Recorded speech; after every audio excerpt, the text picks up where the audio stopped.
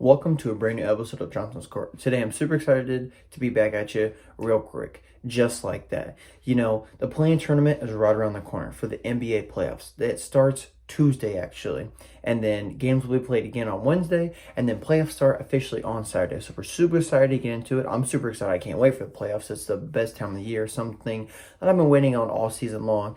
And I'm not going to lie, I've been not watching the NBA end of the regular season just because the Masters was on, March Madness was on, and those were just things that were kind of more on top of my priority than watching the NBA because I knew the playoffs were right around the corner.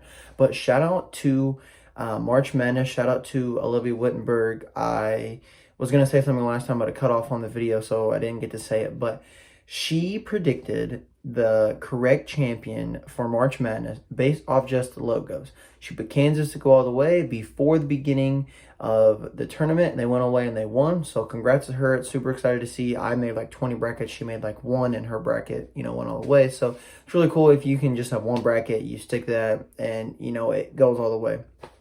But enough all about that.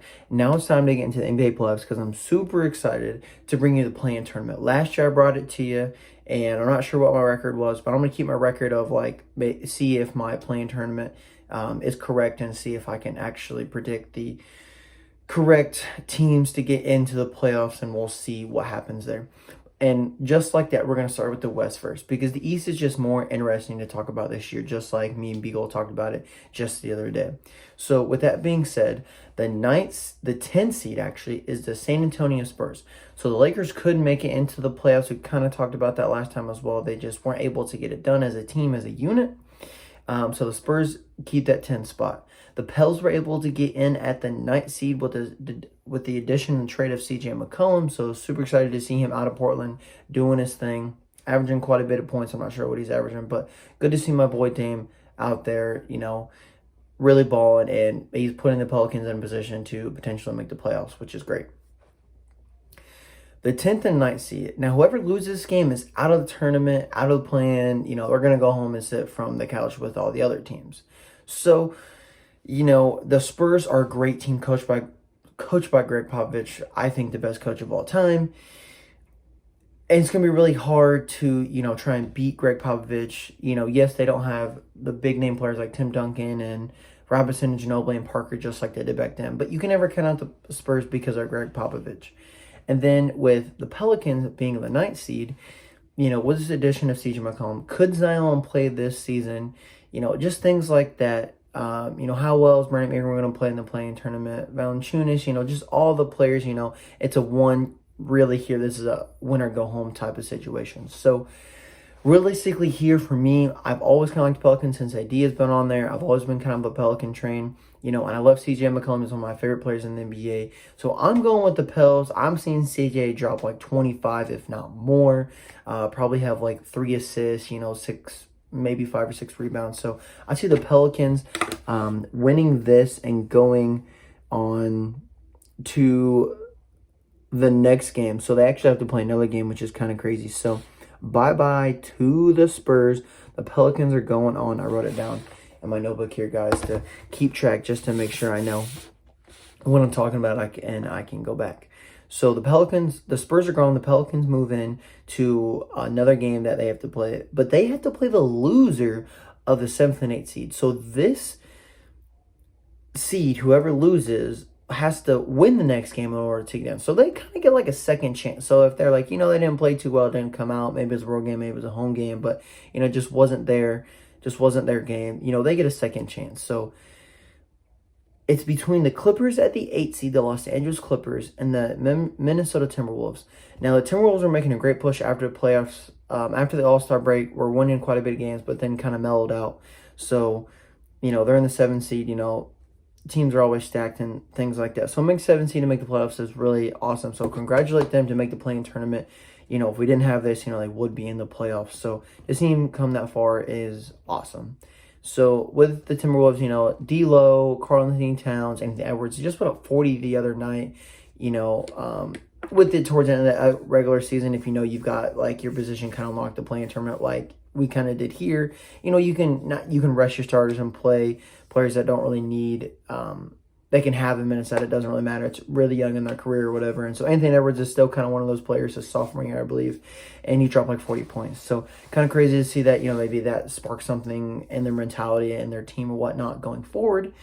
With the Clippers, they got Paul George back. He almost put up a triple-double in his second game back, coming off an injury. So I know they don't still have Kawhi Leonard. I know he's been practicing, maybe shooting, doing things like that. So I'm not really sure where he's at in his return and whatnot of what's going on. But, who says, if they make it in playoffs, then he's back for the playoffs. But, the Timberwolves, I know that's Beagle's team right there. He loves Karl-Anthony Towns. He's got a jersey of him.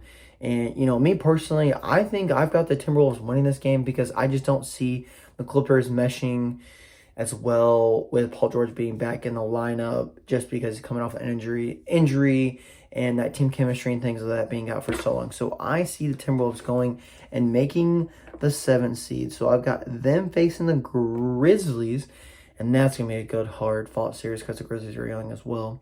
And then I've got the Clippers, so losing, going on, and they're actually playing again. So we've got the Clippers and the Spurs fighting it out to see who can get that 8th spot and play the Phoenix Suns, who have the best record in the whole NBA.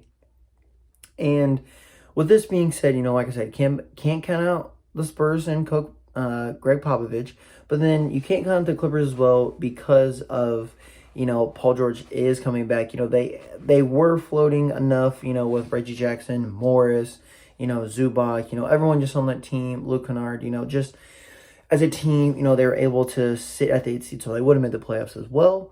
But I just don't see the Spurs being as good as a team as, the Clippers with the star power and things that they have. So I'm going Clippers here. So, the winner of the...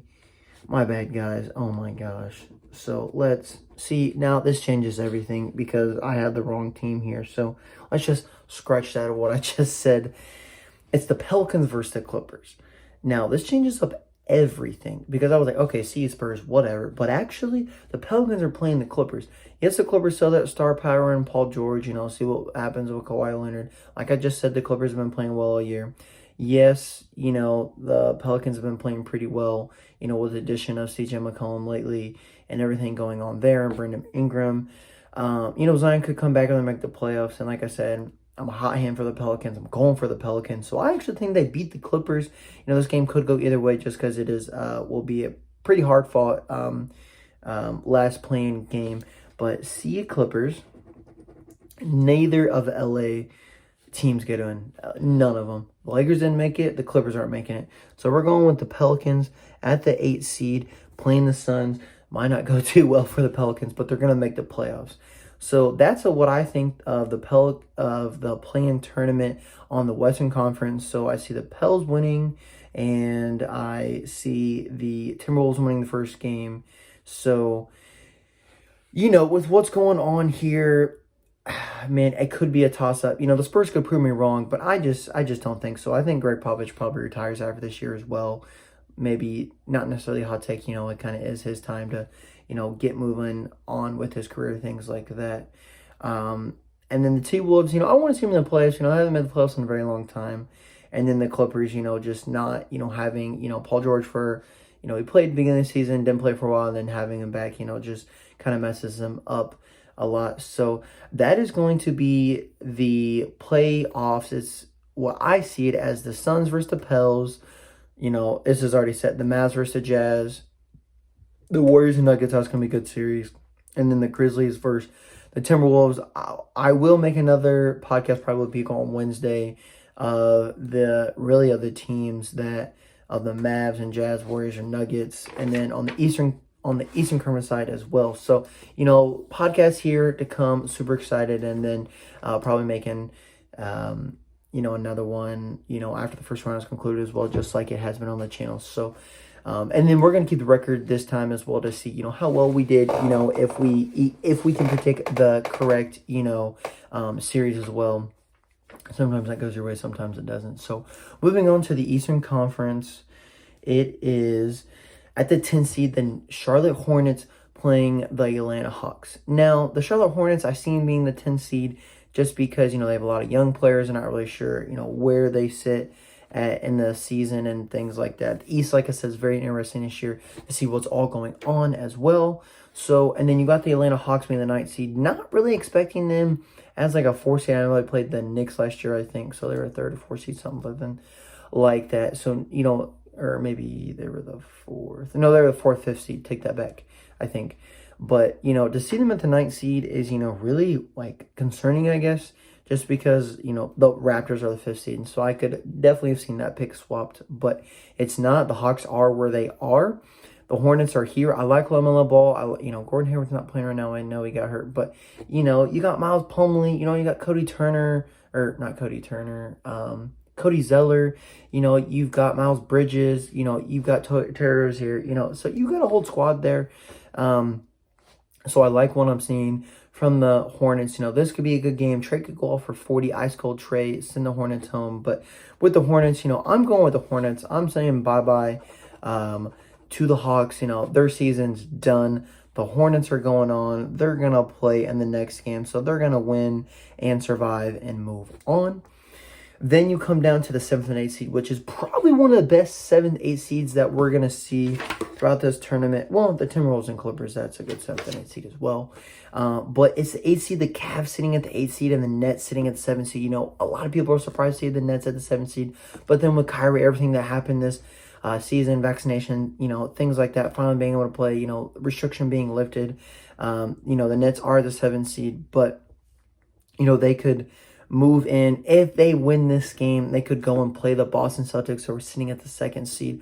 Or if they lose, they could play the Heat at the 1st seed. So, it may be a little bit of a matchup different with the Heat and the Celtics, seeing how they want to, do they lose this game on purpose?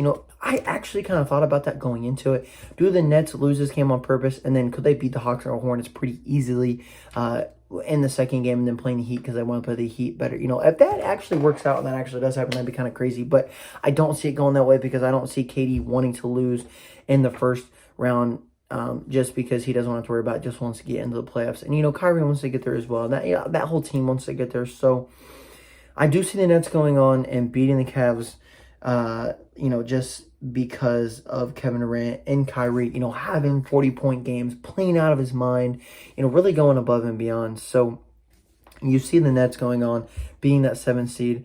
Now, yes, the Cavs do lose, but we need the Cavs to win, especially if you're a Pacers fan out there. If I'm correct, if I read it correctly, read the articles and whatnot, we get their top 3 lottery pick if they make the playoffs this year. So we do need them to make the playoffs. If that's true, they would go on. If they lost, they'd go on and play the Hornets. And I think that'd be a great matchup with, potentially the Cavs and Evan Mobley winning Rookie of the Year. And just the whole team being young. They lost Colin Sexton to a torn ACL injury, which really sucks. But they've really been able to do well with everything and their whole squad that they have. They're playing the Hornets, so this is going to be a good game. But the Hornets and everything, I think they're both two young teams, so I can't say they're both not too young to move on. But I think the Cavs just have a little bit more of experience with Lauri Markkanen, Rajon Rondo, Jared Allen, Kevin Love, things like that. Where the Hornets are a little bit younger, so I'm going with the Cavs, and I also want to see the Pacers get that top 3 pick as well. Yeah, you know what I'm saying. So Hornets run could stop right there. Unfortunately, that would suck to see because I do want to see the Hornets in the playoffs. But, the play-in tournament is exciting because it actually does give that 9 and 10 seed an option to make the play-in tournament. But here I don't have I don't have them winning, but I do in the West. But so I do have the Nets and the Cavs winning. And, they are the 7th and 8th seed. So if it wasn't playing tournament, they would be in. So, maybe that's how it will go. I'm not really too sure. But I'm super excited to see, what's going to happen because the playing tournament is awesome. It's exciting. It's new. It's only the 2nd year. It might not be here after this year. I know they were talking about the NBA saying that this was a 2-year kind of trial experience. So, if that's the case, that's okay. You can go back to the 7th and 8th seed. But I think this makes it phenomenal. You get more viewers. You get more money. So, I think if you do it from that standpoint, you should keep it. So we'll see what happens there. But if that's the case, the Heat will play the Cavs, which that should be a really good series. The 76ers are playing the Raptors. That's already set 4 and 5 seed. The Bucks are playing the Bulls, the 3rd and 6th seed. That's going to be a really good series with the Bucks being the defending champions. So we'll see how easy they can beat the Bulls or how much of a Bulls put up a fight. And then the Celtics at the second seed playing the Nets, and how much of that's going to be a fight, because you see the Nets coming out and then playing the Bucks. That's the rematch of the Eastern Conference Finals from last year. So, we'll see what's going on. It's the playoffs. Anything can happen. The experience does really matter in this, but it's a team game at the end of the day, so you need all your players to be playing at a high level. That does wrap up the Eastern Conference and the Western Conference. That wraps up the play-in tournament all together. So thank you guys for tuning in. Thank you guys for watching. And if you guys didn't check out the last episode, please do. It was a really good episode. And then this is going to be a good episode as well. And then there's going to be another one coming out. The playoffs start Saturday. Then probably coming out on Friday. So, podcast coming out. This is something that I want to do for a living. Kind of a little bit of a life update. That's what I want to do, somewhere down the line, things like that. So support the channel, support this, it's awesome. What we got going on here, please come on, comment, see if I can get you on something, maybe a Zoom call or something like that. We'll figure it out. I know I got my buddy Andy coming on, hopefully sometime next week, and, talking about the NFL and trades have been happening, things like that. So with everything being said, that is a play-in tournament. It does all start tomorrow, so make sure you get your popcorn ready, your showers taken, you sit down, you watch the game. I'm not too sure who's playing. It's probably going to be a 9th and 10th seed. Probably both of them or one or the other, or maybe all 4 games are playing. I'm not too sure, but it starts tomorrow. Get excited, get ready. The NBA playoffs are here. They've started. Let's go. Let's get it. Thank you guys all so much for tuning in. Till next